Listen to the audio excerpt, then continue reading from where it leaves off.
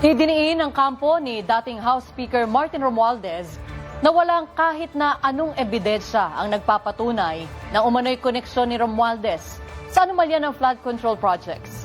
Ayon sa abogado ng kongresista, maging si dating DPWH Secretary Bonoan ay hindi naman isinasangkot si Romualdez sa flood control scandal.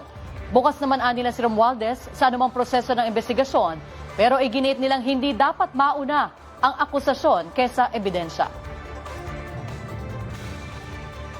Kung may nagkasala, papanagutin natin. Pero wag nating gawing shortcut ang paghahanap ng isang malaking pangalan para lang may maipakita sa publiko. Representative Romualdez is being portrayed as the convenient excuse and political scapegoat despite the absence of evidence linking him to the alleged anomalous projects. Sa paghahanap ng hustisya, hindi pwedeng mauna ang akusasyon bago ang ebidensya.